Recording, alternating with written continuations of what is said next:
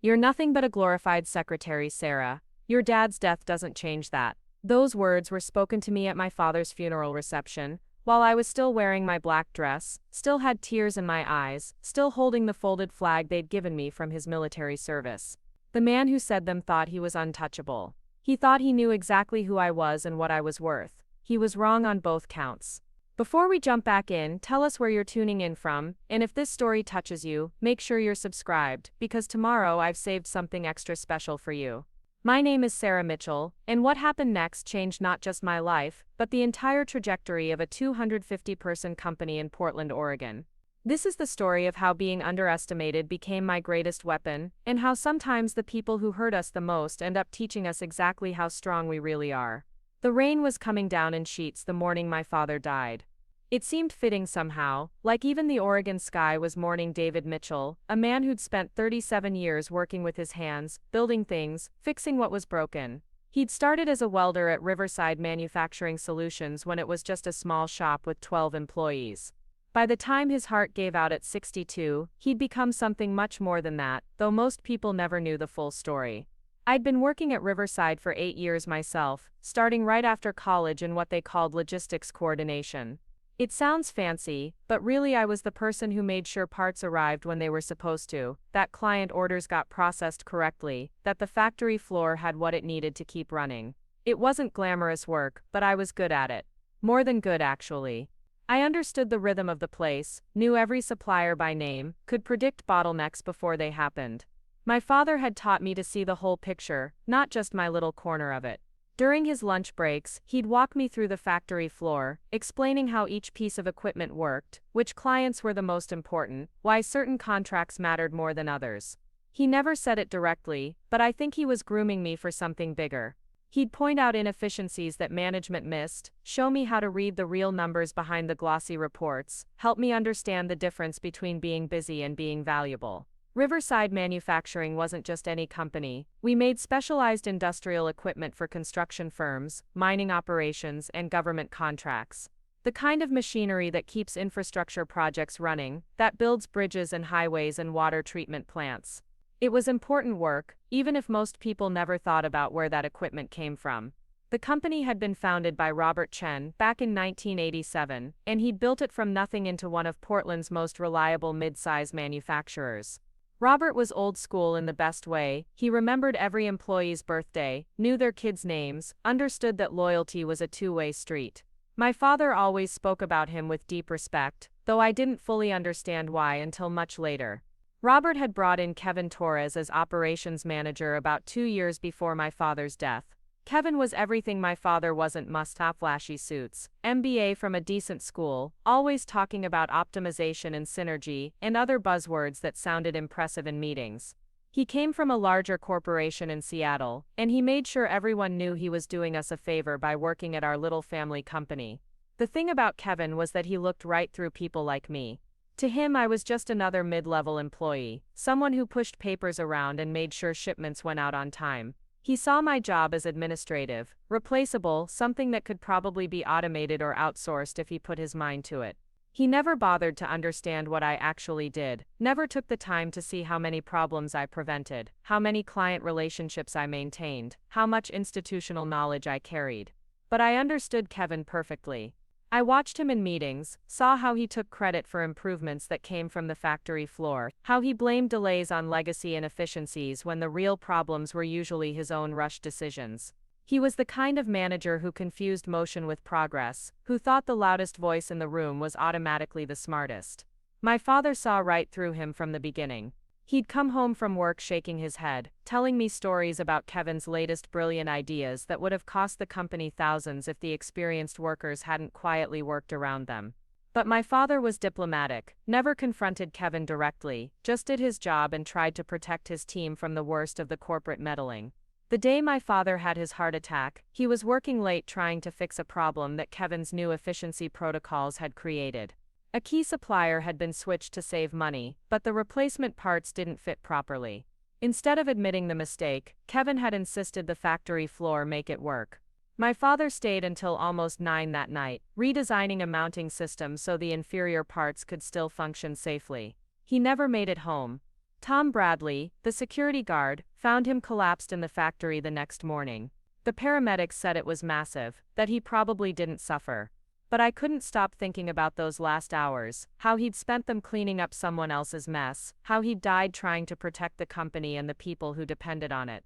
The funeral was on a Thursday. Robert Chen spoke beautifully about my father's dedication, his integrity, his quiet leadership. He talked about how David Mitchell had been more than an employee, how he'd been a trusted advisor and a true friend. Preparing and narrating this story took us a lot of time, so if you are enjoying it, subscribe to our channel. It means a lot to us. Now back to the story. Other longtime workers shared stories about how my father had trained them, mentored them, helped them through difficult times. It was a celebration of a life well lived, a career that had meant something. The reception was held at the company itself, in the main conference room that overlooked the factory floor. It seemed appropriate. My father had spent most of his waking hours in that building, and the people gathered there were his work family, the ones who'd seen him every day for decades. The room was full of stories and laughter, the kind of warm remembrance that happens when someone truly good passes away. I was standing near the windows, looking out at the factory floor, where my father had spent so many years, when Kevin Torres approached me. I hadn't spoken to him much since the funeral service, just exchanged the usual polite condolences. He had a paper plate with reception food and seemed to be making the rounds, working the room like it was a networking event. He stood next to me for a moment, both of us looking out at the quiet machinery below. Then he cleared his throat, in that way people do when they're about to say something they think is important. "Your father was a good worker," he said, his tone carefully measured. "Reliable, old school." I nodded, not trusting myself to speak. The grief was still too raw, too close to the surface. "The thing is, Sarah," Kevin continued, "companies have to evolve. We can't stay stuck in the past just because that's how things used to be done." Something in his tone made me turn to look at him. There was something calculating in his expression, like he was testing the waters for something. "I've been reviewing departmental efficiencies," he said. "Looking at redundancies, positions that might not be necessary in a more streamlined operation." My stomach dropped. I realized this wasn't just awkward small talk at my father's funeral reception. This was Kevin Torres using my grief as an opportunity to deliver bad news, thinking I'd be too emotional to push back effectively. "Kevin," I said quietly, "this really isn't the time or place for this conversation." He shrugged, as if my feelings were an inconvenience he hadn't considered. "Look, I'm trying to be considerate here. I thought it would be better to give you a heads up privately rather than blindside you on Monday." The audacity of it took my breath away. He was standing in a room full of people mourning my father, using the occasion to threaten my job, and somehow convincing himself he was being thoughtful about it. "What exactly are you trying to tell me?" I asked, keeping my voice level despite the anger building in my chest. Kevin glanced around, making sure no one was close enough to overhear. "Your position in logistics coordination has a lot of overlap with other departments. We're looking at consolidating some roles, bringing in automated systems that can handle routine tasks more efficiently." He was talking about eliminating my job, at my father's funeral. While I was still processing the loss of the most important person in my life, Kevin Torres was calculating how to cut costs by getting rid of me. "I see," I said, my voice barely above a whisper. Kevin seemed to interpret my quiet response as acceptance, maybe even gratitude for his supposed consideration. His expression softened slightly, taking on what he probably thought was a paternal tone.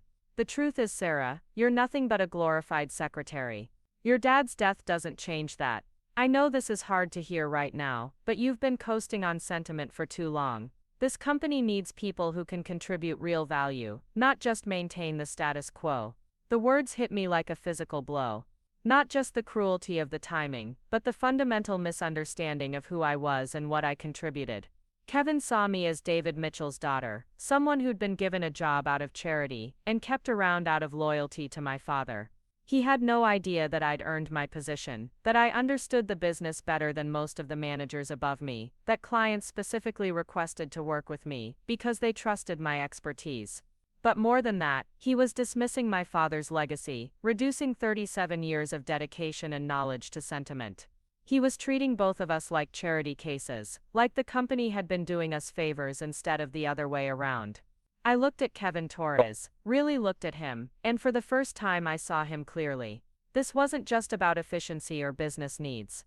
This was about power, about a man who felt threatened by institutional knowledge he didn't possess, who needed to eliminate the people who remembered how things were supposed to work. He was using my grief as leverage, thinking my emotional state would make me easier to manipulate. The room around us continued with quiet conversations, people sharing memories of my father, honoring a man who'd given his best years to this company. And in the middle of it all, Kevin Torres was preparing to erase both our contributions like they'd never mattered at all.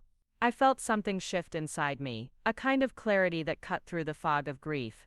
This wasn't just about my job anymore. This was about respect, about legacy, about the difference between building something worthwhile and simply managing it into mediocrity.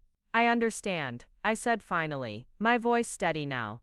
Kevin looked relieved, probably thinking he'd handled a delicate situation with appropriate sensitivity. He had no idea that he'd just made the biggest mistake of his career. I'm glad you're being reasonable about this, he said. Change is never easy, but it's necessary for growth. I'm sure you'll land on your feet somewhere else. I nodded slowly, still looking out at the factory floor, where my father had spent so many years building something meaningful. The machines were quiet now, but I could almost hear the rhythm of productivity, the sound of people working together to create something larger than themselves. What Kevin didn't know, what nobody except Robert Chen and a few lawyers knew, was that my father had been much more than a dedicated employee. He'd been Robert's business partner and closest friend, a relationship that went back to the very founding of the company. And 6 months before his death, sensing that his health was declining, my father had made certain arrangements to protect both the company he loved and the daughter he was leaving behind. But that revelation would come later. For now, I simply stood at that window, accepting Kevin's dismissal with the kind of calm that comes from knowing something your opponent doesn't. He thought he was eliminating a problem. What he was actually doing was activating a solution he couldn't possibly have anticipated. The reception continued around us, full of warmth and remembrance for a man who'd lived his life with integrity. Kevin Torres moved on to other conversations, probably feeling satisfied that he'd handled an uncomfortable situation efficiently. He had no idea that the grieving daughter he'd just dismissed was about to become his biggest problem. Because sometimes, the people who underestimate you end up teaching you exactly how powerful you really are. And sometimes, the worst thing that happens to you becomes the catalyst for the best thing you never saw coming. The weekend after the funeral passed in a blur of condolence calls, paperwork, and the strange emptiness that follows a major loss. I found myself going through my father's personal effects, sorting through decades of accumulated memories. Most people leave behind photo albums and keepsakes. My father left behind blueprints, technical manuals, and 3 filing cabinets full of meticulous notes about every project he'd ever worked on at Riverside Manufacturing. As I sorted through his papers, I began to see patterns I'd never noticed before. Purchase orders signed by both my father and Robert Chen. Meeting notes where my father's input carried the weight of executive decisions. Financial projections written in my father's careful handwriting, with Robert's signature at the bottom approving budgets worth hundreds of thousands of dollars. There were letters too, correspondence between my father and Robert that went back 25 years.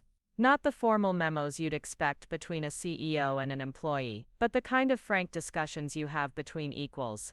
They debated strategy, discussed personnel decisions, planned for the company's future like 2 people who shared both the responsibility and the rewards. One letter in particular caught my attention. It was dated just 8 months before my father's death, written on Robert's personal letterhead, rather than company stationery. The language was formal, legal, but the sentiment was deeply personal. Robert was thanking my father for his years of partnership, his unwavering loyalty, and his commitment to the values they'd built the company on. He mentioned something about updated documentation, ensuring that my father's contributions would be properly recognized and protected.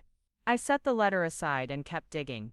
In the very back of the bottom drawer, I found a manila envelope with my name written on it in my father's distinctive handwriting.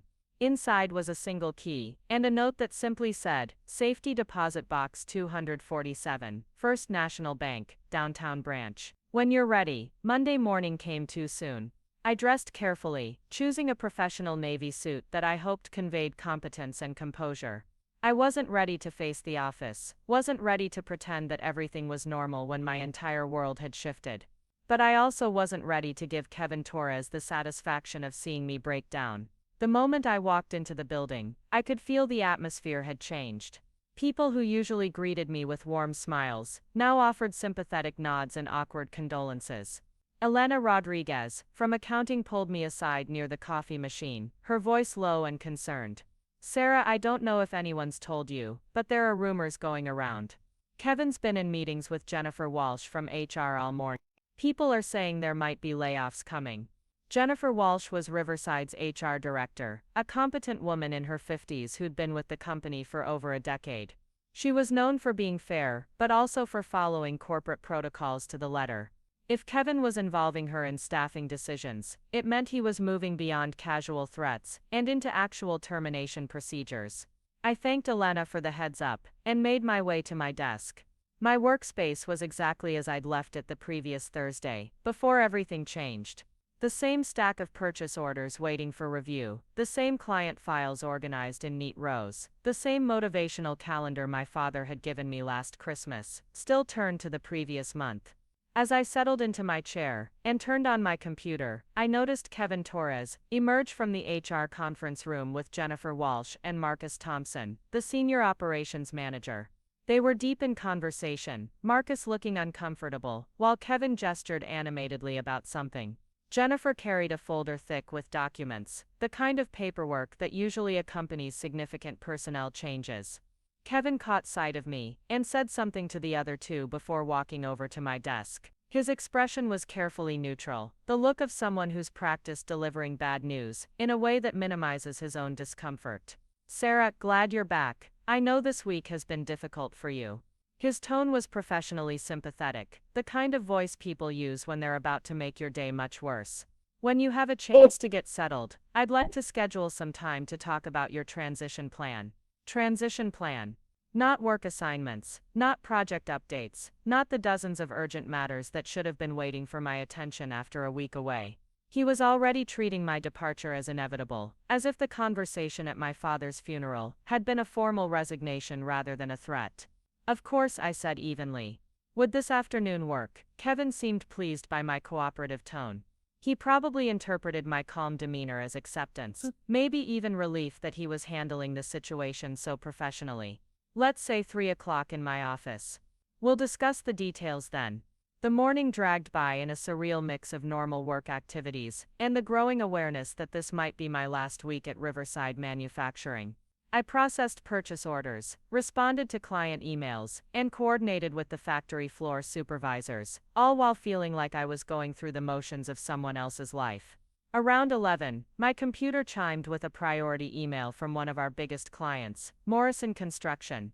They were having problems with a specialized crane attachment we'd manufactured for them 6 months earlier. The equipment was malfunctioning on a critical infrastructure project, and they needed immediate technical support to avoid massive delays and penalties. This was exactly the kind of problem that required deep institutional knowledge to solve.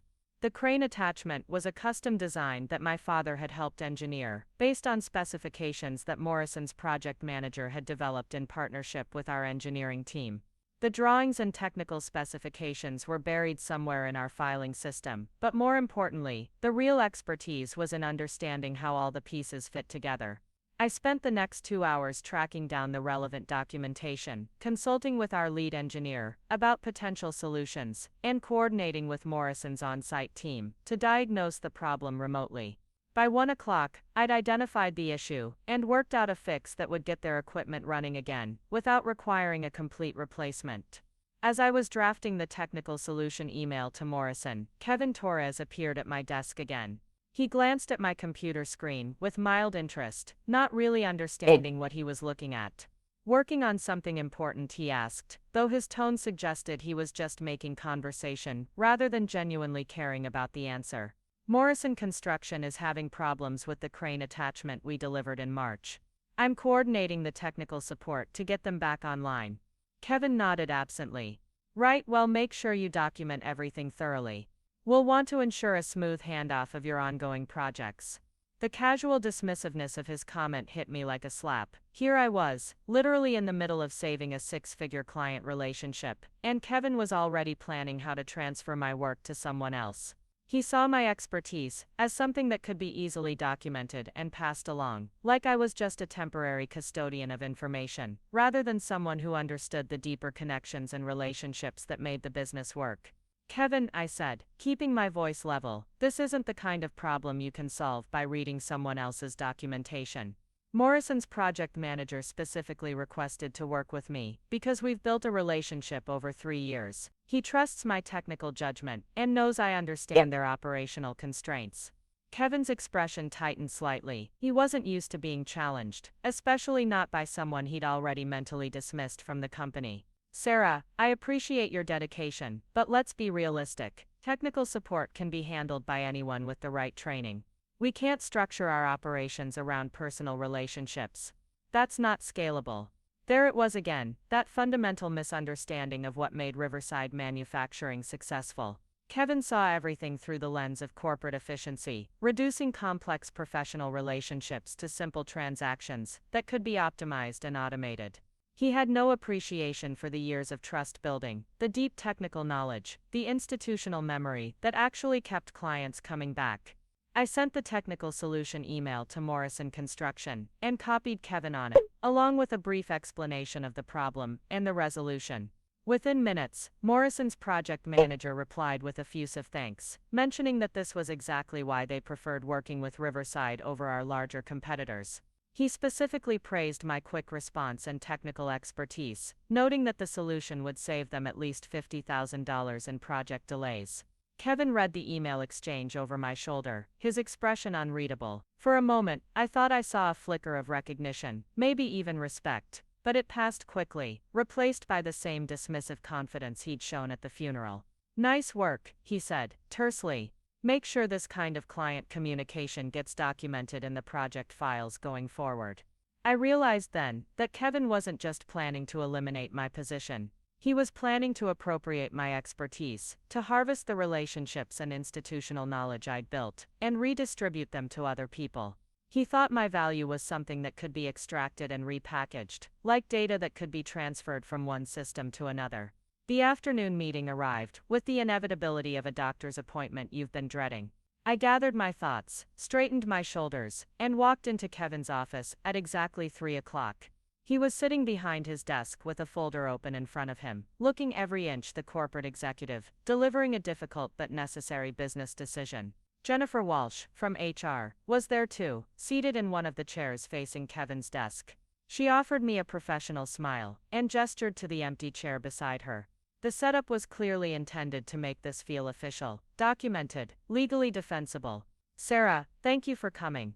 Kevin began, his tone carefully modulated to sound both serious and compassionate.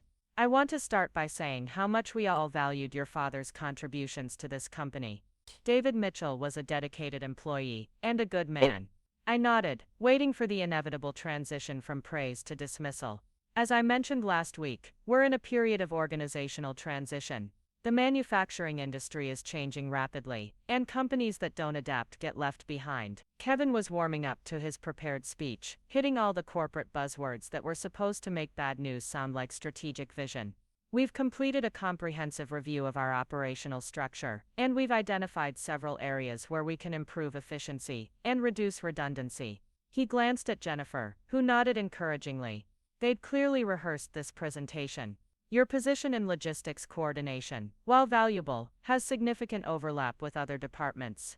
We believe we can achieve better results by consolidating these functions under a more streamlined reporting structure. I waited, letting him finish his corporate doublespeak before responding. Kevin seemed to interpret my silence as stunned acceptance, which was exactly what I wanted him to think.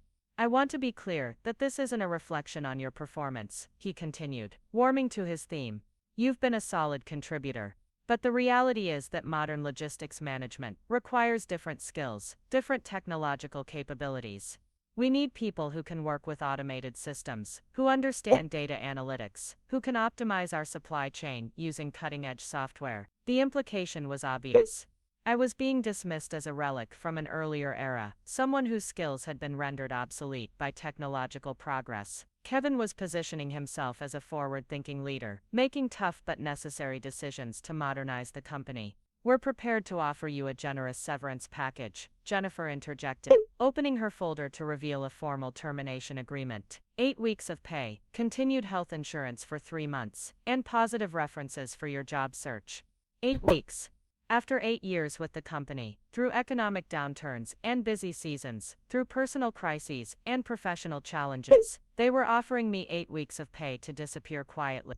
It wasn't technically illegal, but it felt like a slap in the face. "The paperwork is all here," Kevin said, sliding the folder across the desk toward me. "Jennifer can walk you through the details, answer any questions you might have. We'd like to make this transition as smooth as possible for everyone involved." I opened the folder and skimmed through the documents. Standard termination language, confidentiality agreements, non-compete clauses that would prevent me from working for Riverside's competitors for 2 years. It was all legally proper, carefully crafted to protect the company from any potential lawsuits or competitive threats. "When would this take effect?" I asked calmly. Kevin and Jennifer exchanged glances. Clearly they'd expected more resistance, more emotion, maybe even tears. My composed response seemed to catch them off guard. "We were thinking Friday would be appropriate," Kevin said.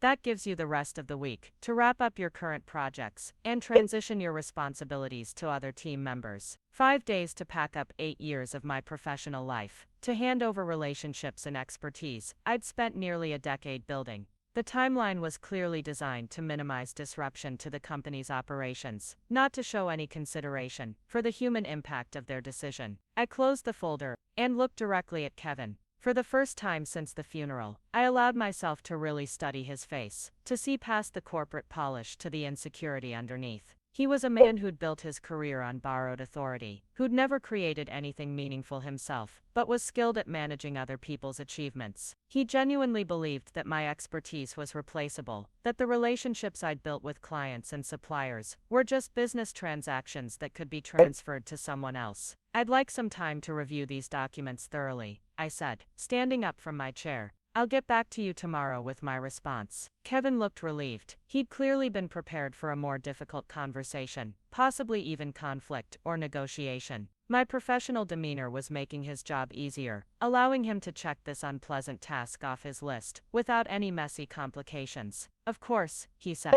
"Take all the time you need. Jennifer is available if you have any questions about the terms."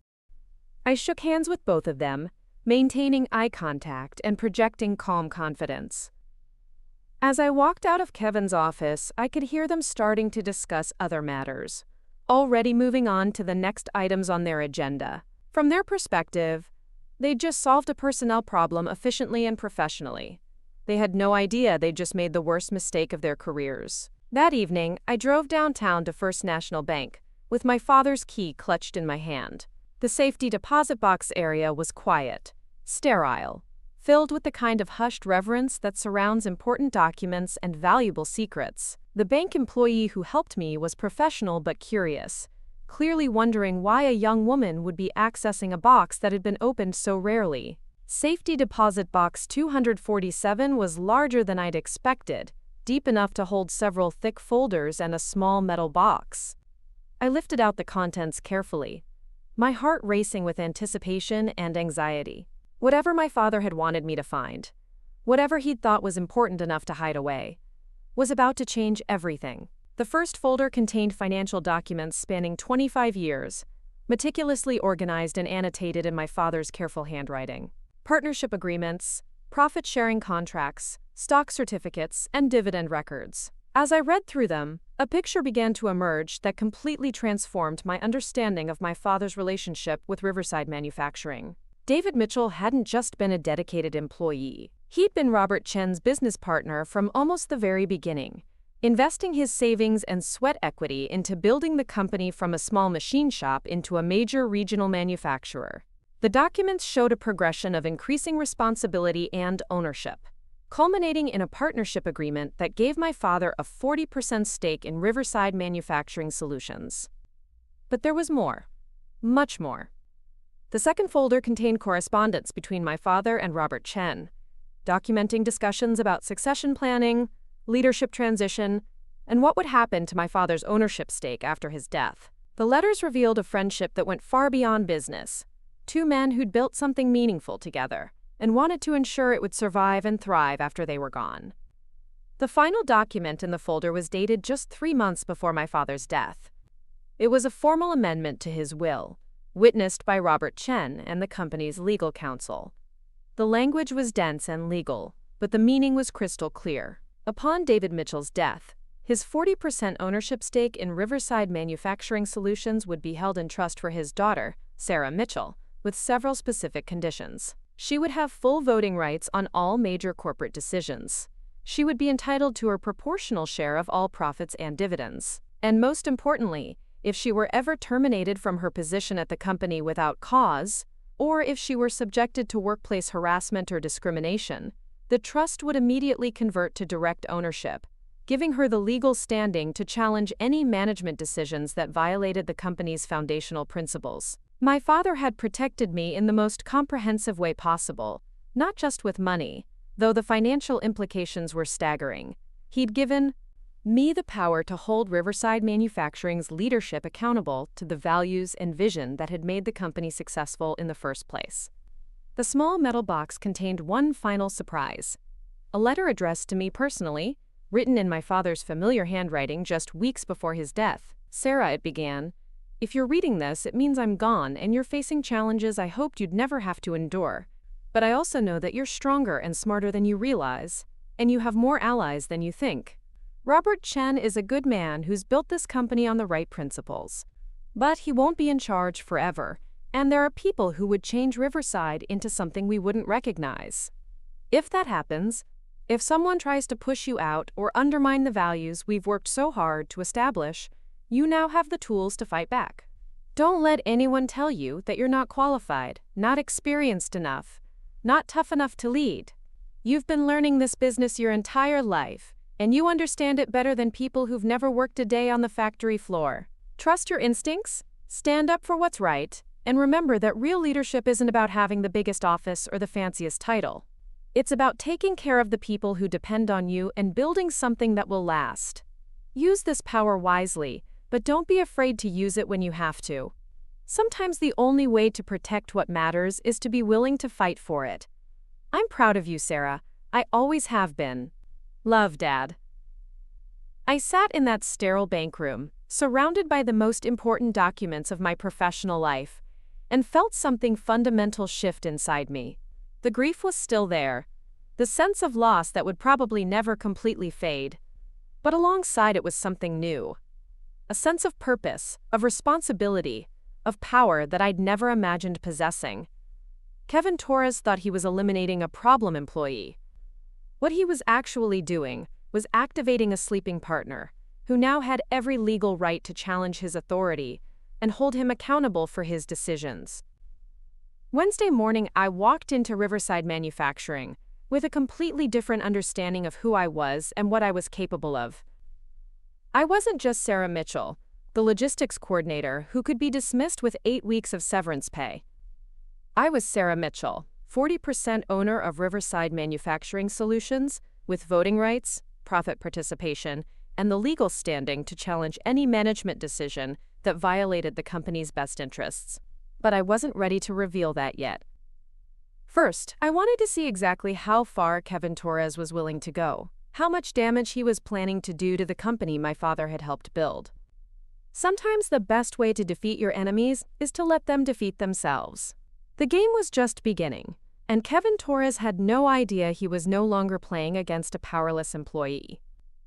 He was playing against someone who held his career in her hands, someone who had both the legal authority and the moral obligation to protect everything he was threatening to destroy. My father had taught me to see the whole picture, not just my corner of it. Now I was finally ready to act on everything he'd shown me. Thursday morning arrived with the kind of crisp autumn clarity that makes Portland beautiful. I sat in my car in the Riverside Manufacturing parking lot, watching employees stream into the building for another day of work. These were people my father had known personally, many of whom he'd trained or mentored over the years. They had families to support, mortgages to pay, dreams that depended on the stability of this company. As I watched Tom Bradley unlock the front doors, the same security guard who'd found my father that terrible morning, I felt the weight of responsibility settling on my shoulders. This wasn't just about Kevin Torres dismissing me anymore. It was about protecting something larger than myself. Something that my father and Robert Chen had spent decades building. I'd spent most of the previous evening reading through the partnership documents, understanding not just what I owned, but what it meant. 40% of Riverside Manufacturing wasn't just money, though the financial implications were substantial. It was influence, responsibility, the power to shape how the company operated and what values it embodied. The trust documents were particularly interesting. My father and Robert's lawyers had crafted them with remarkable foresight, anticipating exactly the kind of situation I now found myself in. If I were terminated without cause, if I faced discrimination or harassment, if management made decisions that materially harmed the company's interests, I could invoke certain provisions that would give me extraordinary authority to intervene. But there was something else in those documents that Kevin Torres, and even Jennifer Walsh from HR, had no way of knowing. The partnership agreement included specific language about management accountability and fiduciary responsibility.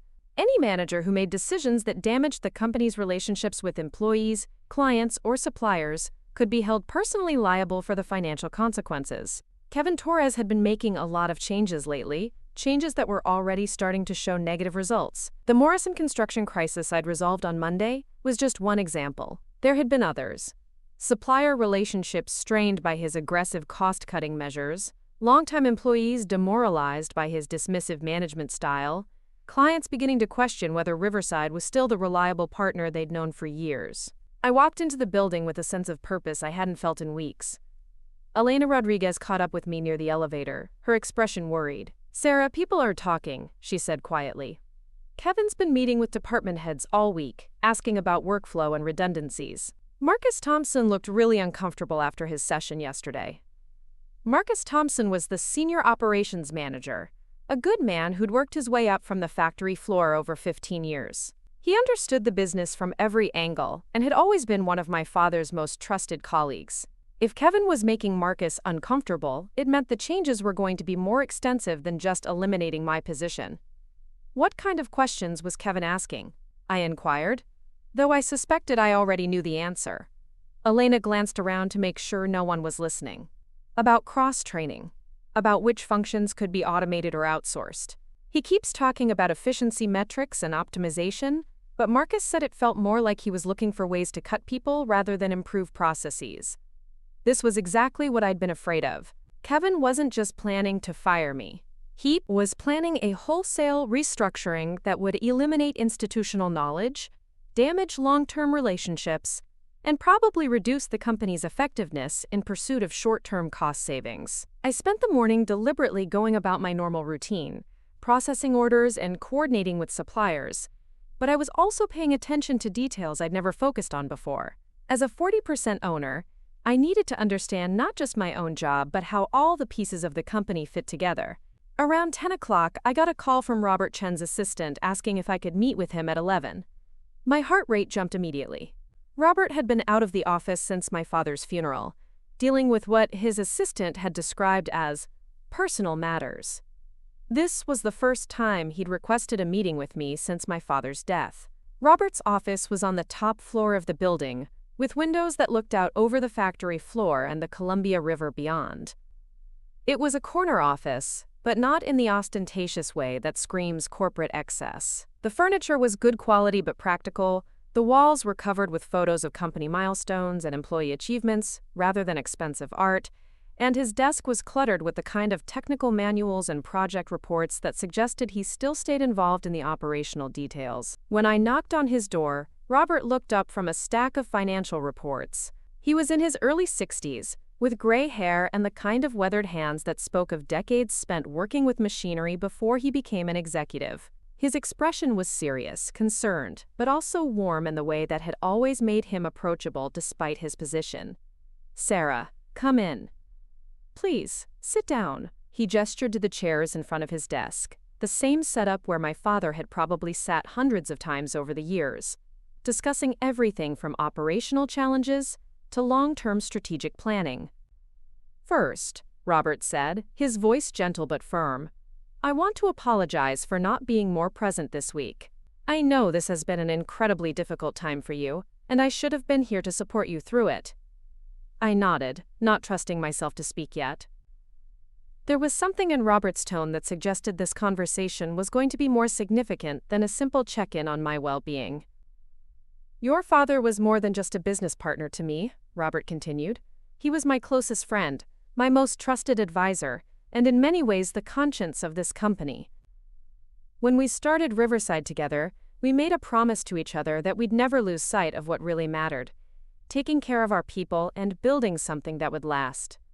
The phrase "started Riverside together" hit me like a revelation. I'd known from the partnership documents that my father had been involved from early on, but hearing Robert describe it as something they'd built together gave me a deeper understanding of the relationship between them. I've been reviewing some concerning reports this week, Robert said, his expression growing more serious. Kevin Torres has been making changes, implementing what he calls efficiency improvements. But the numbers I'm seeing suggest these changes are having negative effects on our operations. He turned his computer monitor so I could see a spreadsheet filled with performance metrics from the past month. Client satisfaction scores were down. Employee turnover was up, and there had been a significant increase in quality control issues and delivery delays. Kevin submitted a restructuring proposal to me yesterday, Robert continued. He wants to eliminate several positions, consolidate departments, and implement what he calls a more streamlined management structure. My stomach tightened. This was it, the formal presentation of Kevin's plan to reshape Riverside Manufacturing according to his vision of corporate efficiency. The proposal includes terminating your position, Robert said, watching my face carefully. Kevin's rationale is that logistics coordination can be handled more efficiently through automated systems, and that your role represents an unnecessary expense. I took a deep breath, realizing that this was the moment when I had to decide how much to reveal. Robert was giving me an opening to respond to Kevin's proposal, to defend my position and argue for my value to the company. But I had something much more powerful than arguments now. Mr. Chen, I said carefully, I think there are some things about my situation that Kevin doesn't understand. Robert's eyebrows raised slightly. What do you mean? I reached into my briefcase and pulled out copies of the partnership documents I'd discovered in my father's safety deposit box. I spent some time this week going through my father's personal papers. I found some documents that I think you'll find relevant to Kevin's restructuring proposal. I handed him the folder, watching his face as he opened it and began to read. His expression shifted from curiosity to recognition to something that might have been relief. You found them, he said quietly. I wondered when David's lawyer was going to contact you about the trust arrangements. So you knew about this? I asked, gesturing toward the documents. Robert smiled, the first genuine smile I'd seen from him since my father's death. Sarah, your father and I planned this very carefully. We both knew that someday there might be people in positions of authority who didn't understand what Riverside Manufacturing was really about. We wanted to make sure you'd have the tools to protect the company if that ever happened. The implications of what he was saying began to sink in. This wasn't just about my inheritance or my job security. This was about a long-term plan to ensure that Riverside Manufacturing would continue to operate according to the values and principles that had made it successful. Kevin Torres doesn't know about your ownership stake, Robert observed. I'm assuming you haven't told him yet. I wanted to understand the full situation before I revealed anything, I said. From what I've observed this week, Kevin's problems go far beyond just wanting to eliminate my position. Robert nodded grimly. That's exactly what I'm afraid of. Kevin's background is in corporate restructuring, which can be valuable when companies are in trouble. But Riverside isn't in trouble. We're profitable, we have strong client relationships, and our employees are skilled and dedicated. Kevin's trying to fix problems that don't exist, and in the process, he's creating real problems. He pulled up another spreadsheet on his computer, this one showing financial performance over the past 2 years. We've been consistently profitable, our market share has been growing, and customer satisfaction has been above industry averages. Kevin's changes are disrupting systems that were already working well. I studied the numbers, seeing the business from an owner's perspective for the first time. Riverside Manufacturing wasn't just successful, it was exceptionally well run according to every metric that mattered. Kevin's efficiency improvements were solving problems that existed only in his imagination. The question is, Robert said, leaning back in his chair, what do you want to do about it? The question hung in the air between us. I realized that Robert was offering me a choice. I could reveal my ownership stake, challenge Kevin's authority, and potentially take on a leadership role in the company. Or I could stay quiet, accept the severance package, and walk away from everything my father had built. What would my father have wanted me to do? I asked. Robert's smile returned, warmer this time. David would have wanted you to do whatever felt right to you. But I think he also would have wanted you to consider the impact on everyone else who depends on this company. I thought about Elena Rodriguez, worried about layoffs. About Marcus Thompson, uncomfortable with Kevin's questions about redundancies. About Tom Bradley, who'd worked security at Riverside for 20 years, and probably couldn't easily find another job at his age. About all the skilled workers on the factory floor, who'd dedicated their careers to building something meaningful. If I do this, I said slowly, if I use my ownership stake to challenge Kevin's decisions, it's going to create conflict. It might get messy. Change often does, Robert agreed. But sometimes conflict is necessary to protect what's important. I looked out the window at the factory floor, where people were working with the kind of focused dedication that my father had embodied every day of his career. These weren't just employees to me anymore. They were people whose livelihoods were connected to decisions that would be made in corporate offices. People who deserved leaders who understood and valued their contributions. I need to think about this, I said finally. This is a bigger responsibility than I ever imagined having. Robert stood up and walked around his desk, placing a gentle hand on my shoulder. Sarah, your father prepared you for this your entire life. He taught you the business from the ground up, showed you how to see the connections between different parts of the operation, helped you understand what really matters. You're more ready for this than you realize. As I walked back to my desk, my mind was racing with possibilities and implications. I had the power to stop Kevin Torres, to protect the jobs and relationships he was threatening to destroy. But using that power would fundamentally change my role at Riverside Manufacturing and probably create enemies I'd never had before. The afternoon brought a series of small crises that perfectly illustrated the problems Kevin's changes were creating. A shipment of raw materials arrived late because Kevin had switched to a cheaper supplier who couldn't maintain the delivery schedules we needed. A longtime client called to complain about quality issues with a recent order, problems that traced back to corner-cutting measures Kevin had implemented to reduce production costs. Most telling was a conversation I overheard between two factory floor supervisors during their lunch break. They were discussing the new efficiency protocols Kevin had mandated. Protocols that sounded good in theory but were creating bottlenecks and safety concerns in practice. It's like he's never actually worked in manufacturing, one of them said. These procedures might work in an office environment, but they don't make sense when you're dealing with heavy machinery and tight tolerances. Dave Mitchell would have spotted these problems immediately, the other replied. He understood how everything connected. This new guy just sees numbers on a spreadsheet. Hearing my father's name, knowing that these experienced workers still trusted his judgment even after his death, crystallized something for me. I wasn't just inheriting ownership of a company. I was inheriting responsibility for preserving the wisdom and values that had made Riverside Manufacturing successful. Around 3 o'clock, Kevin Torres stopped by my desk with a folder in his hand. He looked pleased with himself, like someone who'd just solved a complicated problem with elegant simplicity. Sarah, I wanted to give you an update on the transition planning, he said, setting the folder down in front of me. I've been working with Jennifer from HR to finalize the details of your departure. I opened the folder to find a revised termination agreement with a more generous severance package. Instead of 8 weeks, they were now offering 12 weeks of pay plus extended health insurance coverage.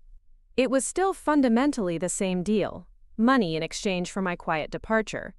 But the improved terms suggested that Kevin was eager to avoid any potential complications. We've also prepared a transition plan for your current responsibilities, Kevin continued. Marcus Thompson will take over client relationship management, and we're implementing new software systems to handle the logistics coordination more efficiently. The plan was neat, logical, and completely disconnected from reality. Marcus Thompson was already overloaded with operational responsibilities. and the software systems Kevin was describing couldn't possibly replicate the institutional knowledge and personal relationships that made my job effective. I appreciate the improved terms, I said carefully, but I still need some time to consider all my options. Kevin's expression tightened slightly. He clearly hadn't expected continued resistance, especially after offering a more generous package. Sarah, I hope you understand that this decision has already been made. We're trying to make this transition as positive as possible for everyone involved, but the restructuring is going to happen regardless. There it was, the casual arrogance that had defined Kevin's approach from the beginning. He saw this as a done deal, a foregone conclusion that required only my cooperation to implement smoothly. I understand that you've made your decision, I replied. But as you said, I should take time to review these documents thoroughly before signing anything. Kevin nodded, though I could see frustration flickering behind his professional demeanor. Of course. Just keep in mind that we'd like to finalize everything by tomorrow afternoon so we can begin the transition process on Monday. After Kevin left, I sat staring at the termination agreement, thinking about the choice I was facing. I could sign these papers, take the money, and walk away from Riverside Manufacturing forever. It would be the safe choice, the path of least resistance, the option that would avoid conflict and confrontation. Or I could stay and fight for something larger than myself. That evening, I called Robert Chen at home. His wife answered, a woman I'd met several times at company events over the years. She expressed her condolences about my father and told me how much Robert had been affected by his loss. When Robert came to the phone, I didn't waste time with small talk. I've made my decision, I said. I want to use my ownership stake to challenge Kevin's restructuring plan. There was a pause on the other end of the line, then Robert's voice, warm with approval. I was hoping you'd say that. Your father would be proud. What's the next step? I asked. Kevin has called a management meeting for Friday morning to present his restructuring proposal to the senior staff. He's expecting to get formal approval to begin implementing the changes next week. I felt a cold smile cross my face.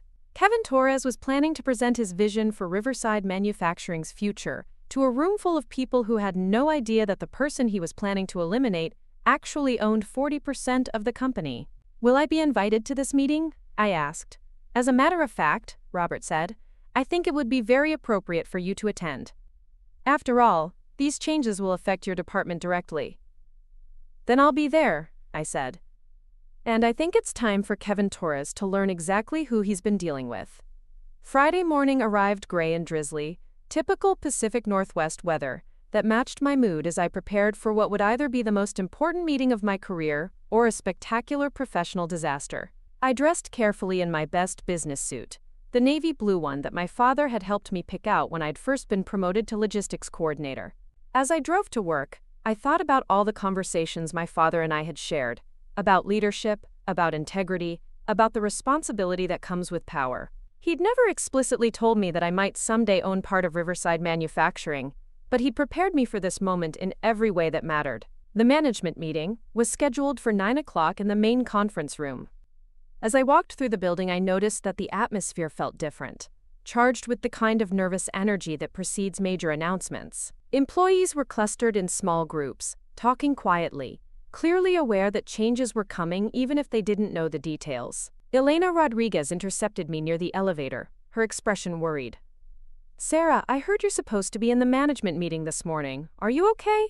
I gave her what I hoped was a reassuring smile. I'm fine, Elena. Everything's going to work out. She looked skeptical but nodded. Just remember that you have friends here. Whatever happens in that meeting, there are people who have your back. Her words gave me strength as I walked toward the conference room. This wasn't just about me anymore. It was about everyone who worked at Riverside Manufacturing, everyone who depended on the company's success, everyone who deserved leaders who understood and valued their contributions. As I approached the conference room, I could see through the glass walls that Kevin Torres was already there, setting up his presentation materials. He looked confident, prepared, like a man who was about to deliver good news to a grateful audience. He had no idea that the person he'd dismissed as a powerless employee was about to become his biggest problem. The game was about to change, and Kevin Torres was completely unprepared for what was coming next. The conference room filled slowly as senior managers arrived for Kevin's 9 o'clock presentation. Marcus Thompson nodded at me with surprise as he took his seat, clearly wondering why I was attending a management meeting when everyone knew I was being terminated. Jennifer Walsh from HR gave me a professional smile that didn't quite hide her confusion about my presence. Other department heads filed in, creating the kind of nervous energy that accompanies major organizational announcements. Kevin Torres stood at the front of the room, his laptop connected to the large wall-mounted display, looking every inch the confident executive about to deliver transformative change. He prepared extensively for this presentation, with polished slides and carefully crafted talking points designed to make his restructuring plan sound both inevitable and beneficial. Robert Chen entered the room last, taking his seat at the head of the conference table with the quiet authority that came from decades of leadership. He caught my eye briefly, offering an almost imperceptible nod that somehow conveyed both support and encouragement. "Good morning, everyone," Kevin began, his voice carrying the kind of practiced enthusiasm that marked him as someone who'd given many corporate presentations. "Thank you all for taking time from your busy schedules to attend this important strategic planning session." He clicked to his first slide, which displayed Riverside Manufacturing's logo alongside bold text reading, "Operational Excellence Initiative."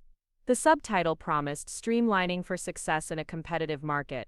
As we all know, the manufacturing industry is evolving rapidly, Kevin continued, warming to his familiar theme. Companies that fail to adapt to changing market conditions, that cling to outdated practices and inefficient structures, find themselves falling behind more agile competitors. I watched the faces around the table as Kevin launched into his analysis of Riverside's current operations. Marcus Thompson looked skeptical, Jennifer Walsh was taking careful notes, and several department heads were exchanging glances that suggested they'd heard rumors about what was coming. Kevin's presentation was polished and professional, filled with charts showing theoretical efficiency gains and cost savings projections.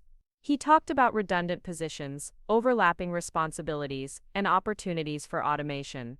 Everything was presented in the language of corporate optimization, making dramatic changes sound like minor adjustments necessary for continued success.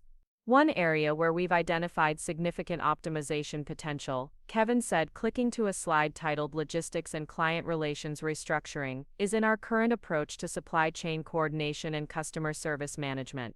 Here it comes, I thought, watching Kevin prepare to announce my elimination in the most corporate terms possible. Currently, we have dedicated personnel handling logistics coordination, client relationship management, and technical support as separate functions.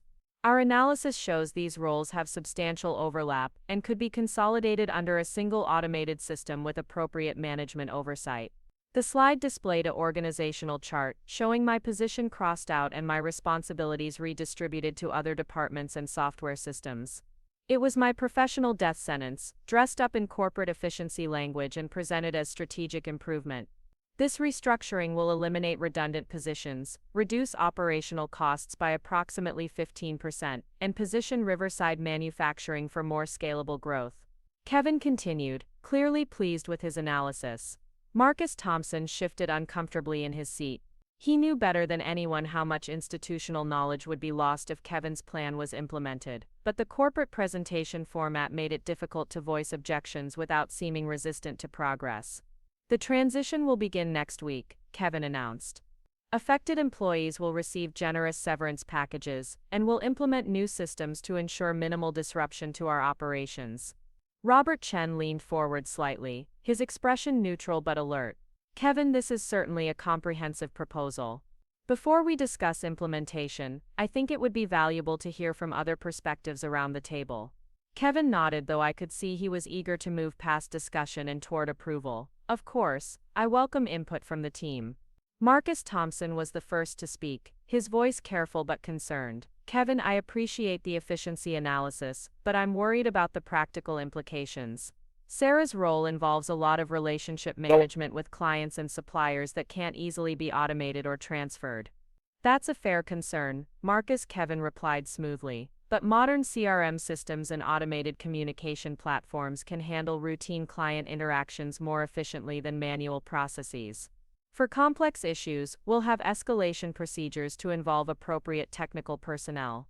Jennifer Walsh spoke up next. What about the institutional knowledge factor? Some of these positions involve expertise that's been developed over years of experience. Kevin's smile tightened slightly. He'd clearly anticipated this objection and had a prepared response. Institutional knowledge can be documented and systematized. In fact, over-reliance on individual expertise creates vulnerability if key personnel leave unexpectedly. By building processes and systems, we reduce that risk. I listened to the discussion with growing appreciation for Kevin's fundamental misunderstanding of how Riverside Manufacturing actually operated. He saw everything through the lens of corporate theory, reducing complex relationships and hard-earned expertise to data points that could be managed through software and procedures. Robert Chen turned to me, his expression giving nothing away. Sarah, since your department is central to this proposal, what's your perspective on these changes? This was the moment I'd been preparing for, the opportunity to reveal exactly who Kevin Torres had been planning to dismiss. I stood up slowly, feeling the weight of every eye in the room. Thank you, Mr. Chen. I do have some thoughts about Kevin's restructuring proposal, particularly as it relates to my position and the future direction of Riverside Manufacturing. Kevin looked pleased that I was being given a chance to speak, probably assuming I would gracefully accept the inevitable and thank the company for the opportunity to contribute to its continued success. Before I addressed the specific operational concerns, I continued, I think there's some context about my relationship with Riverside Manufacturing that might be relevant to this discussion. I reached into my briefcase and pulled out the folder containing my partnership documents, placing it on the table in front of me. Several people leaned forward, curious about what I was preparing to present. Kevin, you've described me as holding a redundant position that can be eliminated to improve efficiency. You've characterized my role as routine logistics coordination that can be automated or reassigned. Kevin nodded, still looking confident. That's correct. Nothing personal, Sarah, but we have to make decisions based on objective business analysis. I appreciate that perspective, I said calmly, but I think your analysis might be missing some important information. I opened the folder and pulled out the partnership agreement, the document that would change everything about this conversation. What you don't know, Kevin, is that I'm not just an employee of Riverside Manufacturing. I'm a 40% owner. The silence that followed was absolute. Kevin's confident expression froze, then slowly transformed into confusion, then disbelief, then something approaching panic as the implications began to sink in. Robert Chen smiled, the first genuine expression of satisfaction I'd seen from him in weeks. Sarah inherited her father's partnership stake when David passed away last month. The trust documentation was finalized several months ago, with full legal review and board approval. Jennifer Walsh looked like she was frantically trying to recall employment law and fiduciary responsibility regulations. Marcus Thompson's confusion was giving way to what looked like relief, possibly even amusement. Other department heads were whispering among themselves, clearly trying to process this dramatic revelation. Kevin Torres looked like he'd been hit by a truck. That's impossible. There was nothing in her personnel file about ownership stakes. I reviewed all the relevant documentation before developing this proposal. Personnel files don't typically include ownership information. Robert explained patiently, partnership stakes are documented separately through legal agreements between the company and its investors. I pulled out additional documents from the folder, spreading them across the table where everyone could see them. These are the partnership agreements, trust documentation, and legal opinions confirming my ownership stake and voting rights. Everything has been properly filed and recorded. Kevin was still struggling to process the situation. But you work in logistics coordination. You're not on the board of directors. You don't attend executive meetings. That's because I chose to learn the business from the operational level, I replied. My father taught me that you can't lead effectively if you don't understand how the work actually gets done. Robert Chen stood up, his expression serious but satisfied. Sarah's ownership stake comes with full voting rights on major corporate decisions. Kevin, your restructuring proposal would require board approval, and Sarah's vote alone could block any changes that she believes would damage the company's interests. The reality of his situation was finally dawning on Kevin. He'd spent weeks planning to eliminate someone who actually had the legal authority to fire him. He'd dismissed me as powerless when I actually held enough ownership to challenge any decision he made. Furthermore, I continued, the trust documentation includes specific provisions about management accountability.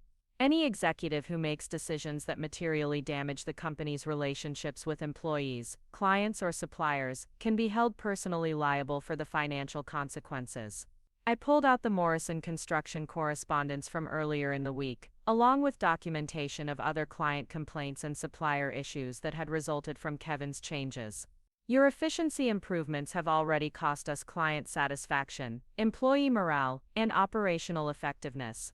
Morrison Construction specifically praised our technical support capabilities and personal service approach. They're exactly the kind of client relationships that your automated systems would destroy. Kevin's face had gone pale. He was beginning to understand not just that his restructuring plan was dead, but that his entire position at Riverside Manufacturing might be in jeopardy. Marcus Thompson spoke up, his voice carrying a note of vindication. "Sarah, I've been trying to explain these concerns to Kevin for weeks. The efficiency metrics look good on paper, but they don't account for the relationship factors and institutional knowledge that actually drive our success." "That's exactly right, Marcus," I said, turning to address the entire room. "Riverside Manufacturing isn't successful because we're the cheapest option or because we have the most optimated systems. We're successful because we understand our clients' needs, we deliver reliable quality, and we build long-term partnerships based on trust and expertise." Jennifer Walsh was frantically taking notes, clearly recognizing that this meeting had shifted from routine restructuring approval to potential management crisis. As HR director, she was probably already thinking about legal liability and employment law implications. "Kevin," Robert Chen said, his voice carrying the authority of someone who'd built this company from nothing, "I think we need to reconsider your restructuring proposal in light of this new information." Kevin Torres looked around the table, seeing his authority evaporating in real time. The confident executive who'd walked into this meeting, expecting easy approval for his efficiency improvements, was now facing the possibility of professional disaster. "I didn't know about Sarah's ownership stake," he said weakly. "If I'd been aware of the partnership structure, I would have approached this differently." "How would you have approached it differently?" I asked, genuinely curious about his answer. Kevin struggled for a response that would salvage his credibility. "I would have consulted with you before developing the proposal. Gotten your input on the operational implications." "Kevin, you had multiple opportunities to consult with me. You could have asked about my actual responsibilities, my client relationships, my understanding of the business. Instead, you dismissed me as a glorified secretary whose work could be automated." The room was silent as everyone absorbed the full scope of Kevin's miscalculation. He hadn't just made a strategic error, he'd revealed a fundamental disrespect for the people and relationships that made Riverside Manufacturing successful. Robert Chen leaned back in his chair, his expression thoughtful. "Kevin, I think we need to have a separate conversation about your role and your understanding of how this company operates." The implications were clear. Kevin Torres, who'd walked into this meeting, planning to eliminate my position, was now facing the possibility that his own job was in jeopardy. "Sarah," Robert continued, "what would you recommend as next steps for addressing the operational challenges Kevin has identified?" This was my moment to step fully into my role as an owner and leader, to show that I could offer solutions rather than just criticism. "I think we should form a cross-functional team to conduct a comprehensive operational review," I said. "Include representatives from every department, people who understand the actual workflow and client relationships. Focus on identifying real inefficiencies and improvement opportunities, not just theoretical cost savings." Marcus Thompson nodded enthusiastically. "That's exactly what we need. Ground-up analysis from people who actually do the work." "I also think we should survey our key clients and suppliers," I continued. "Find out what they value about working with Riverside, what improvements they'd like to see, what changes might damage our relationships with them." Jennifer Walsh looked up from her notes. "That's a much more comprehensive approach than typical restructuring analysis. It would give us data-driven insights into actual business impact rather than just efficiency metrics." I could see Kevin Torres processing the contrast between my approach and his. Where he'd focused on cost reduction and automation, I was proposing to strengthen relationships and build on proven success factors. Where he'd made decisions from the executive level, I was suggesting we involve the people who actually understood the operations. "Kevin," I said, turning to face him directly, "I want you to understand that this isn't personal. But leadership requires more than just MBA training and corporate restructuring experience. It requires understanding the people and relationships that make a business successful. Kevin's response was quiet, defeated. I see that now. I made assumptions about your role and your value to the company. I was wrong. Robert Chen stood up, clearly ready to conclude the meeting. I think we have a lot to discuss and plan. Kevin, let's schedule time this afternoon to talk about how we move forward. Sarah, I'd like you to take the lead on organizing the operational review team. As people began to gather their materials and file out of the conference room, Kevin Torres approached me. His confident corporate demeanor had been replaced by something more genuine, more humble. Sarah, I owe you an apology. Not just for underestimating your position in the company, but for the way I treated you at your father's funeral. That was inexcusable. I studied his face, looking for sincerity beyond the professional necessity of making amends with someone who could affect his career. Kevin, the funeral was unforgivable. But what's more important going forward is whether you're willing to learn a different approach to leadership. He nodded slowly. I think I have a lot to learn about this company and this industry. I came here thinking I could apply generic efficiency principles, but I'm starting to understand that every business has its own culture and success factors. Over the following weeks, Riverside Manufacturing underwent a transformation that was both dramatic and subtle. Kevin Torres remained with the company, but in a reduced role focused on areas where his analytical skills could be valuable without disrupting proven operational systems. The operational review team I'd organized identified genuine improvement opportunities while preserving the relationships and expertise that drove our success. Most importantly, I stepped into a formal leadership role as Vice President of Operations, with responsibilities that reflected both my ownership stake and my deep understanding of the business.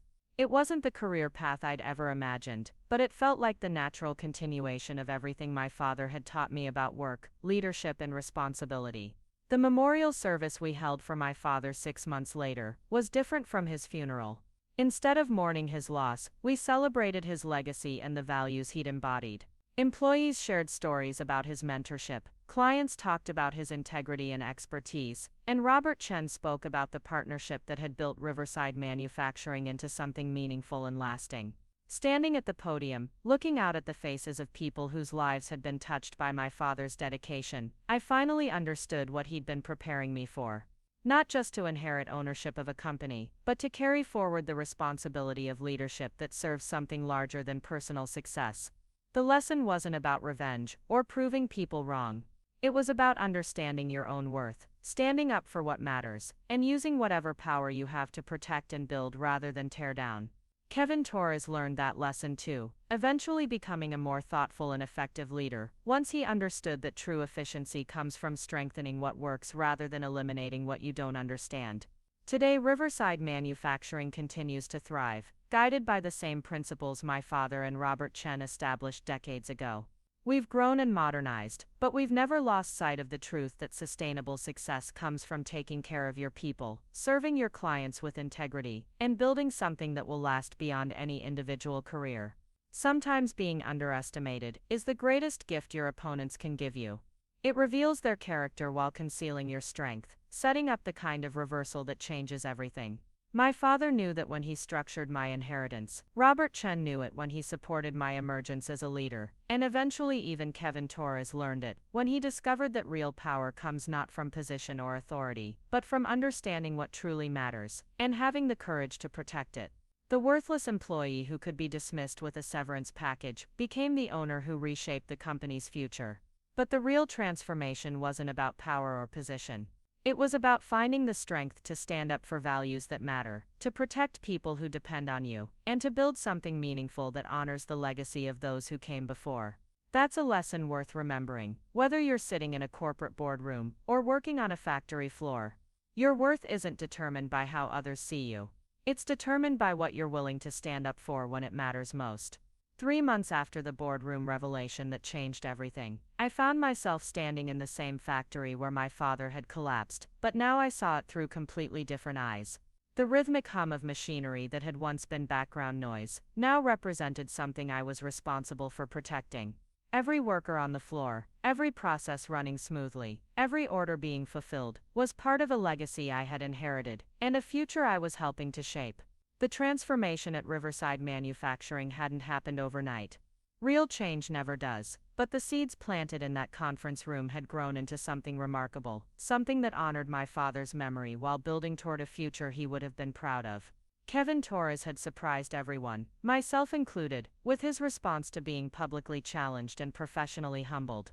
Instead of becoming defensive or vindictive, he had embraced the opportunity to learn a different approach to leadership. The arrogant executive who had dismissed me at my father's funeral had evolved into someone genuinely committed to understanding the business from the ground up. He'd started spending time on the factory floor, not as a manager conducting efficiency audits, but as someone trying to understand how the work actually got done. I watched him have long conversations with experienced machinists, ask detailed questions about quality control processes, and listen carefully when longtime employees explained why certain procedures had developed the way they had. The operational review team I had organized became the model for how we approached all major decisions. Instead of top-down mandates, based on theoretical improvements, we involved the people who actually did the work in identifying problems and developing solutions. The results exceeded everyone's expectations, including mine. Employee satisfaction scores reached levels we hadn't seen in years. Client retention improved dramatically as we focused on strengthening relationships rather than cutting costs. Even our financial performance benefited, as the combination of higher employee engagement and stronger client loyalty translated into sustainable growth. But the real measure of our success wasn't in spreadsheets or performance metrics. It was in moments like the one I witnessed on a Tuesday morning, in late spring, when I saw Tom Bradley, our longtime security guard, training a new employee with the kind of patience and care that spoke to genuine pride in the company. Tom had been with Riverside for over 20 years, long enough to remember when the company was small enough that everyone knew each other's names. He'd found my father that terrible morning, had been one of the pallbearers at the funeral, and had watched quietly as the company navigated through the crisis that followed.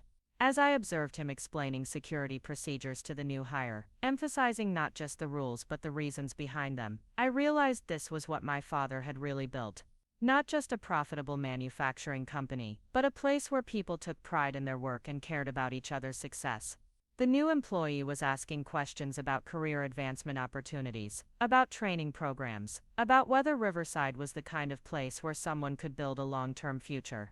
Tom's answers were enthusiastic and detailed, reflecting genuine belief in the company's stability and values. This conversation would never have happened under Kevin's original restructuring plan. Tom would have been eliminated as an unnecessary expense, replaced by automated security systems and part-time contractors. The institutional knowledge he possessed, the relationships he had built, the mentoring he provided to new employees, would have been lost in pursuit of short-term cost savings. Robert Chen found me watching this interaction from the administrative offices, overlooking the factory floor. At 73, he was starting to show his age more noticeably, but his eyes still held the sharp intelligence that had built Riverside Manufacturing from a small machine shop into a regional manufacturing leader. "Your father would have loved seeing that," he said, nodding toward Tom and the new employee. David always said that the real measure of a company's health was whether experienced employees felt proud enough to recommend it to their friends and family. We stood together in comfortable silence, two people who understood that business success meant more than financial returns. Robert had become not just a business mentor but a kind of surrogate father figure, helping me navigate the transition from employee to owner to leader. "Sarah, I've been thinking about succession planning," he said eventually. "Not immediate succession, but long-term strategy for ensuring Riverside continues to operate according to the values we've established." The conversation I'd been expecting for months was finally happening. Robert was approaching an age where retirement was becoming a realistic consideration, and my role in the company had evolved to the point where leadership transition was a natural topic. "I'm not ready to step down tomorrow," he continued, "but I want to make sure we have a clear path forward. You've demonstrated exceptional leadership abilities over the past few months, and you understand this business better than anyone else in the organization." The implication was clear. Robert was considering me as his eventual successor, a possibility that both excited and terrified me. Leading a department was one thing. Running an entire company was a responsibility I wasn't sure I was prepared for. "Robert, I appreciate your confidence in me, but I'm still learning. There are aspects of the business I don't fully understand yet."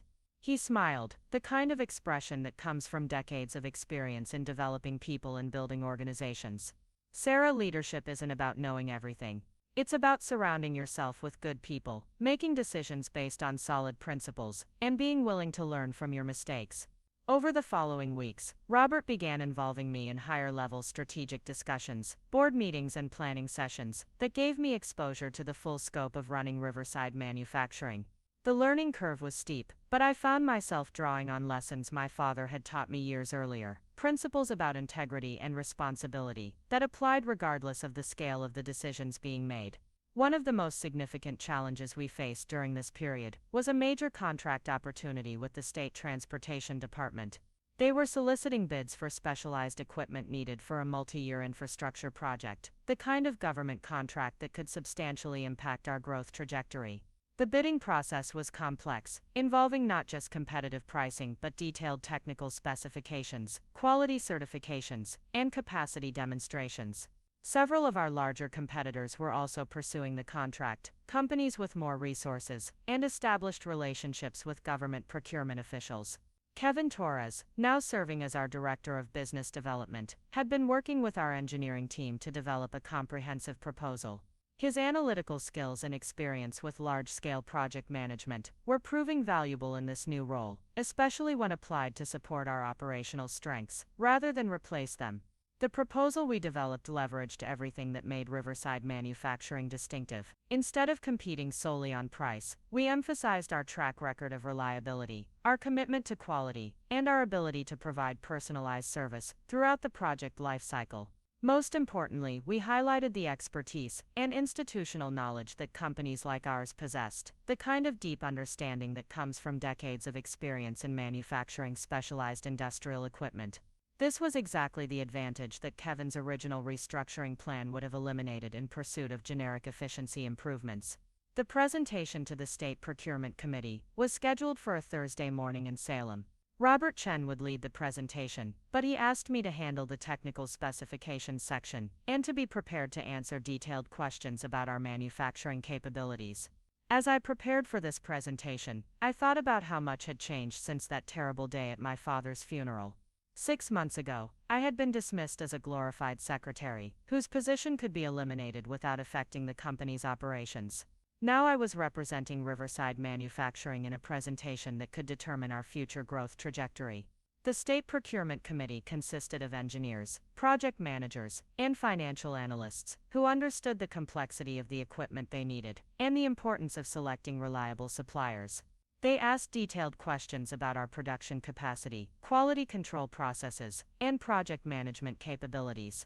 When one committee member asked about our approach to handling unexpected technical challenges during large projects, I found myself drawing on specific examples from my years in logistics coordination. I described how we had worked with Morrison Construction to solve the crane attachment problem, how we had collaborated with clients to modify specifications when field conditions differed from original plans, how our experienced workforce could adapt to changing requirements without compromising quality or safety. The committee members were clearly impressed by the depth of our operational knowledge and our commitment to client service. Several of them mentioned that they had worked with larger contractors who treated government projects as routine transactions rather than collaborative partnerships. 2 weeks later, we received notification that Riverside Manufacturing had been awarded the contract. The financial value was significant, but more importantly, the project would establish us as a preferred supplier for future state infrastructure initiatives. The celebration in our main conference room that Friday afternoon felt different from typical business victories. This wasn't just about winning a contract or achieving financial targets. It was about validation of the approach we had taken, confirmation that companies built on relationships and expertise could compete successfully against larger, more impersonal competitors. Kevin Torres pulled me aside during the celebration, his expression thoughtful and genuinely appreciative. "Sarah, I want you to know that this contract win was only possible because of the operational knowledge and client relationships that I almost destroyed with my restructuring plan." He paused, clearly choosing his words carefully. "I've learned more about real business success in the past 6 months than I did in my entire previous career. Thank you for giving me the opportunity to learn a better way to lead." the acknowledgement meant more to me than he probably realized. Kevin had genuinely grown from the experience, transforming from someone who saw employees as cost centers to someone who understood that people were a company's most valuable asset. As summer turned to fall, Robert Chen began the formal process of transitioning more responsibilities to me. Board meetings, strategic planning sessions, client relationship management, and day-to-day operational oversight gradually shifted to reflect my growing role as his designated successor. The transition wasn't without challenges. Some longtime clients needed reassurance that Riverside Manufacturing would maintain its standards and values under new leadership. A few employees were uncertain about reporting to someone they had known as a peer rather than a supervisor. Industry competitors watched carefully to see if organizational changes would create opportunities to poach our clients or key personnel. But the foundation we had built over the past months proved solid. The collaborative approach to decision-making, the emphasis on employee development, and the commitment to client service created stability that transcended individual leadership changes. One of the most meaningful moments of this transition period came during our annual Employee Appreciation Dinner in November. This was a tradition Robert had established years earlier, a way of recognizing the contributions of everyone who made Riverside Manufacturing successful. As I stood before the assembled employees, their families, and retired workers who had built the company's reputation over decades, I felt the full weight of the responsibility I was accepting. These weren't just employees whose paychecks I would be responsible for signing. They were people whose livelihoods, whose dreams, whose futures were connected to the decisions I would make as a leader. I spoke about my father's legacy, about the values that had guided Riverside Manufacturing since its founding, and about our commitment to building a company that would provide good jobs and serve clients well for generations to come. But mostly, I talked about gratitude for the trust they were placing in me, and my determination to earn that trust through my actions rather than my words. The applause that followed was warm and sustained, but what moved me most were the individual conversations afterward. Longtime employees sharing stories about my father's mentorship, newer workers expressing excitement about growth opportunities, family members thanking me for providing stable employment in an uncertain economy. Elena Rodriguez, who had been one of my closest friends and supporters throughout the entire transformation, pulled me aside near the end of the evening. "Sarah, your father would be so proud of what you've accomplished. Not just the business success, but the way you've honored his memory by taking care of his people." Winter brought the formal announcement of Robert Chen's retirement and my appointment as Chief Executive Officer of Riverside Manufacturing Solutions. The transition had been planned so carefully and implemented so gradually that it felt more like a natural evolution than a dramatic change. Robert remained involved as chairman of the board, providing guidance and institutional knowledge while allowing me the autonomy to lead according to my own vision. It was exactly the kind of mentoring relationship that had made the company successful for decades. My first major decision as CEO was to establish the David Mitchell Leadership Development Program, a comprehensive initiative designed to identify and develop future leaders from within our workforce. The program emphasized the same principles my father had taught me: understanding the business from the ground up, treating people with respect and dignity, and making decisions based on long-term value rather than short-term gains. Kevin Torres volunteered to help design and lead the program, bringing his analytical skills and corporate experience to bear on developing systematic approaches to leadership development. His transformation from someone who had tried to eliminate institutional knowledge to someone dedicated to preserving and transferring it was perhaps the most remarkable change of the entire experience. The program's first cohort included representatives from every department, from recent college graduates to experienced workers looking to expand their roles. The curriculum combined classroom learning with hands-on experience, mentorship from senior employees, and exposure to all aspects of the business. Watching these emerging leaders learn and grow reminded me of my own development under my father's guidance. He had never explicitly told me he was preparing me for ownership and leadership, but every conversation, every factory floor tour, every explanation of business principles had been part of a comprehensive education in what it meant to build something lasting.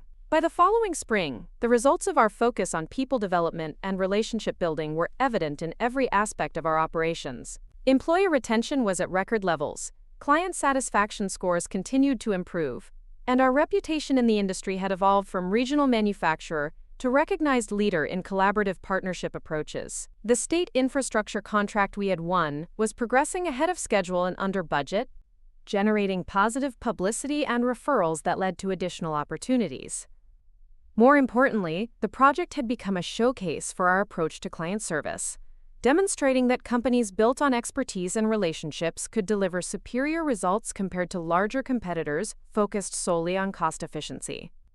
One afternoon in late spring, almost exactly 1 year after my father's death, I found myself alone in his old workspace on the factory floor.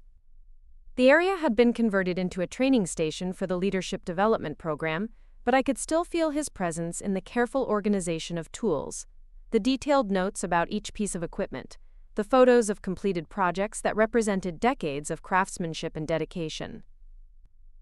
As I stood there, reflecting on everything that had happened since that terrible day when Kevin Torres had dismissed me as worthless at my father's funeral, I realized that the greatest gift my father had given me wasn't the ownership stake or the financial security. It was the understanding that real success comes from serving something larger than yourself. The company I now led employed over 300 people, served clients across the Pacific Northwest, and contributed to infrastructure projects that would benefit communities for generations. But more than that, it represented a way of doing business that honored the dignity of work, the value of expertise, and the importance of treating people with respect. Kevin Torres, now thriving in his role as Director of Business Development and Leadership Program Coordinator, had learned these lessons as well.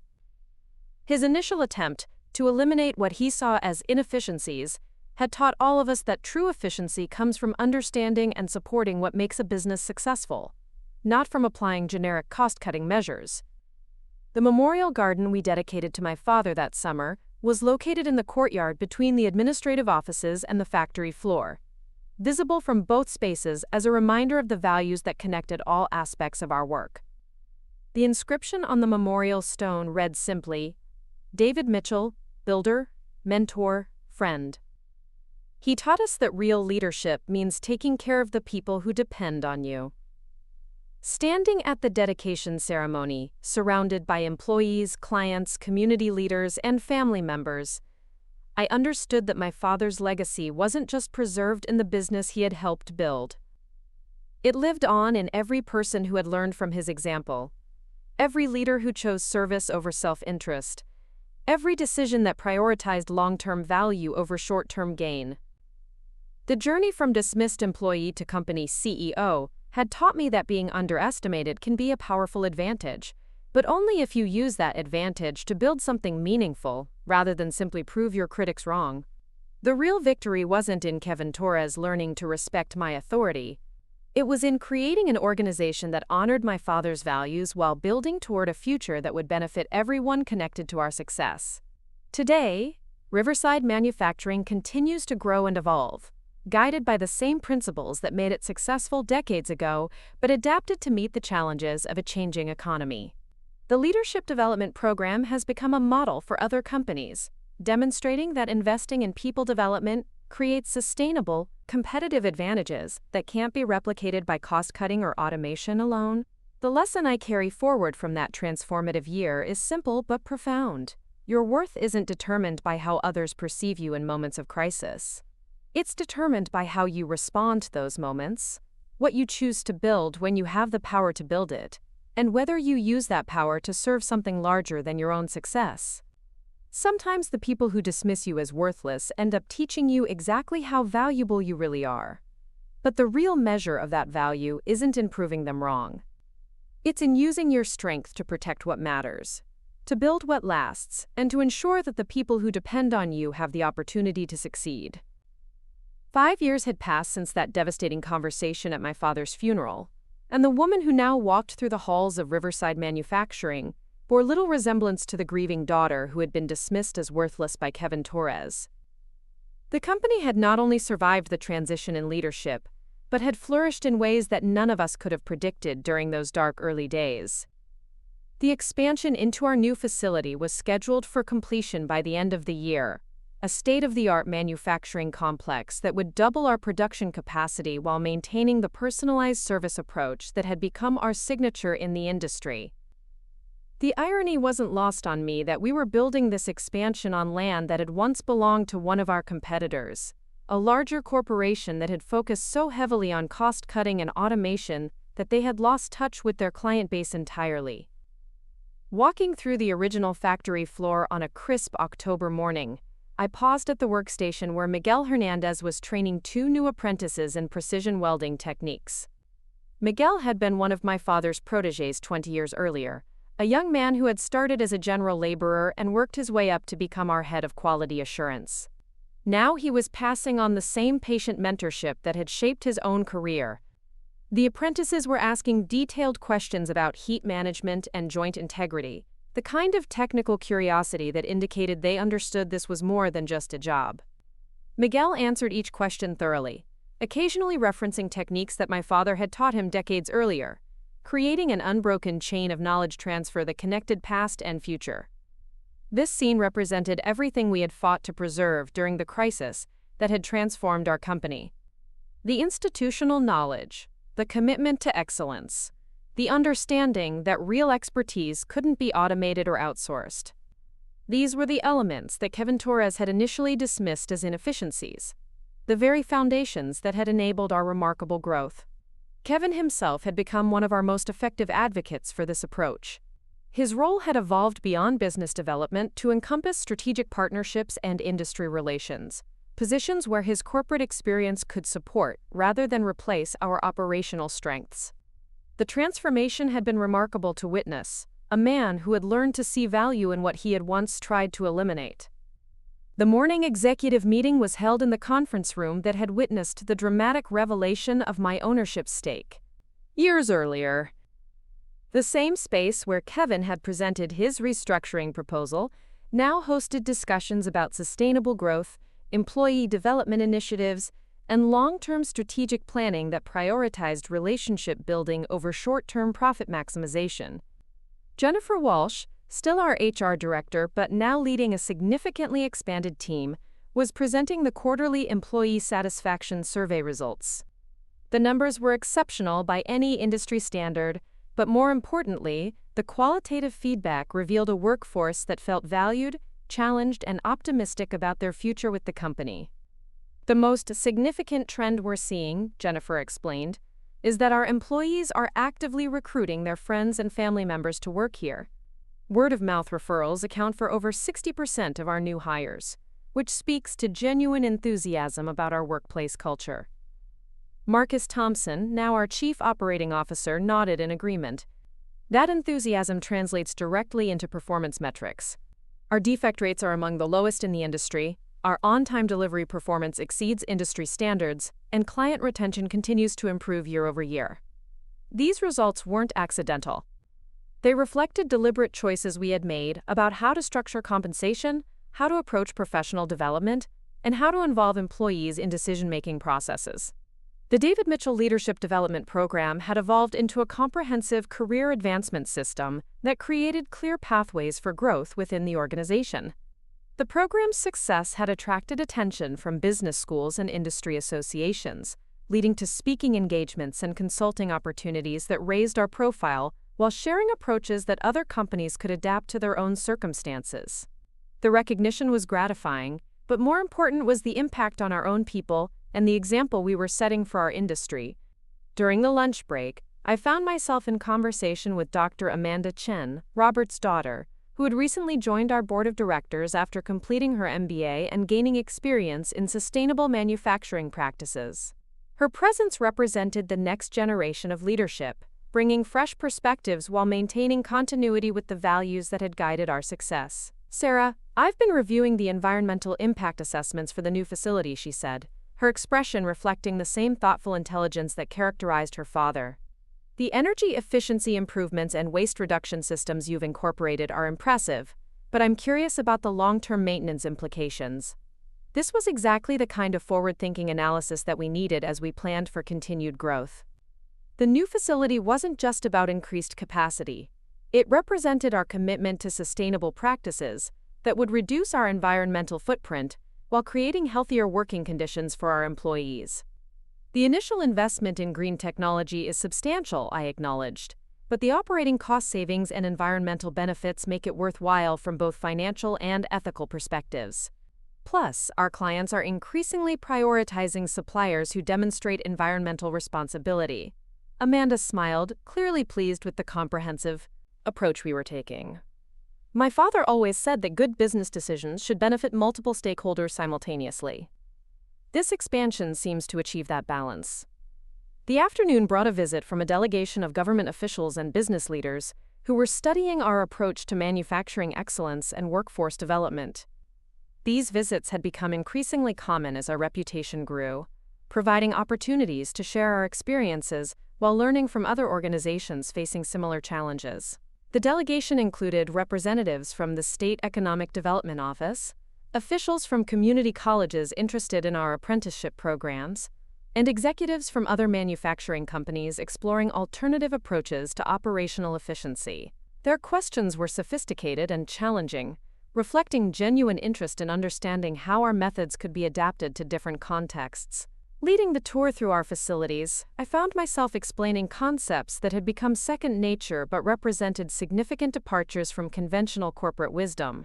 The integration of experienced workers into training programs, the emphasis on long-term relationship building with both employees and clients, the investment in equipment and systems that prioritized quality over speed. One visitor, the CEO of a larger manufacturing company from Seattle, was particularly interested in our approach to managing growth without sacrificing culture. How do you maintain personalized service and employee engagement as you scale up operations? He asked. The question went to the heart of the challenge we faced. Growth brought opportunities but also risks, particularly the risk of becoming the kind of impersonal corporation that prioritized efficiency over relationships. The key is maintaining the systems and values that made you successful in the first place, I explained. We've grown by replicating our best practices rather than abandoning them. Each new department head is someone who has been developed through our leadership program. Every major decision is evaluated not just for financial impact, but for effects on employee morale and client relationships.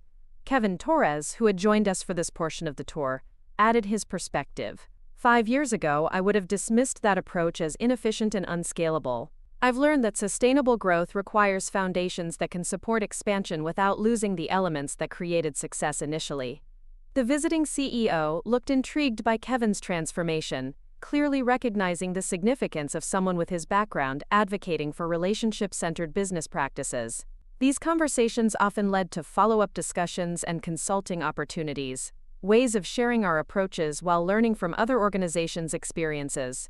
Evening brought the monthly community advisory meeting, a forum we had established to maintain strong relationships with local government, educational institutions, and community organizations. These meetings ensured that our growth benefited the broader community, while keeping us informed about local needs and opportunities. The agenda included updates on our scholarship program for students pursuing technical education, our partnership with the community college to develop specialized training programs, and our involvement in regional economic development initiatives. These weren't just corporate social responsibility activities, they were investments in the long-term health of our community and our workforce. Mayor Patricia Williams, who had held office for over a decade, spoke about the economic impact of our expansion. Riverside Manufacturing's growth has created a ripple effect throughout our region. The direct employment is significant, but the indirect benefits through local suppliers, service providers, and tax revenue have been transformative. The community college president, Dr. James Rodriguez, highlighted the success of our collaborative training programs. The apprenticeship opportunities and continuing education partnerships have created career pathways that didn't exist 5 years ago. We're seeing young people choosing to stay in the region rather than leaving for opportunities in larger cities. These partnerships represented the kind of long-term thinking that characterized our approach to business. Instead of viewing the community as simply a source of workers and a location for operations, we saw it as a partner in mutual prosperity. The investments we made in education, infrastructure, and community development created benefits that extended far beyond our immediate business interests. The drive home took me past the memorial garden we had dedicated to my father, now mature enough that the plantings provided year-round beauty, and the walking paths were used regularly by employees during breaks and lunch periods. The memorial had become more than just a tribute. It served as a daily reminder of the values that guided our decisions and the responsibility that came with leadership. Stopping at the memorial, I reflected on how dramatically my life had changed since that awful day when Kevin Torres had dismissed me as worthless. The journey from grieving daughter to CEO had been challenging in ways I couldn't have anticipated, but it had also been deeply rewarding in ways that went far beyond professional achievement. The letters and messages from employees, clients, and community members filled several filing cabinets in my office, testimonials to the impact that values-based leadership could have on people's lives. Former employees who had moved to other companies often wrote to describe how they were applying principles they had learned at Riverside in their new roles. Clients regularly mentioned that working with us had changed their expectations for supplier relationships. Perhaps the most meaningful feedback came from the participants in our leadership development program, many of whom had advanced to management positions within our organization or had used their training to pursue opportunities elsewhere. The program had become a launching pad for careers throughout the industry, creating a network of professionals who shared our commitment to excellence and integrity. The weekend brought the annual company picnic, an event that had grown from a simple gathering to a major community celebration involving hundreds of employees, their families, retirees, and community partners. The event was held at Riverside Park, adjacent to our original facility, with activities ranging from children's games to technical demonstrations of our latest equipment. Walking through the festivities, I was struck by the genuine warmth and camaraderie that characterized these interactions. This wasn't the forced fun of corporate team building exercises.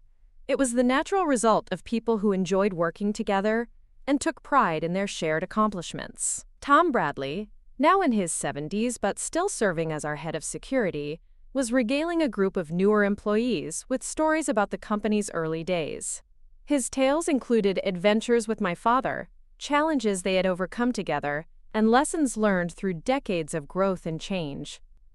David Mitchell taught me that security wasn't just about protecting equipment and facilities, Tom was saying. It was about protecting the people and the culture that made this place special.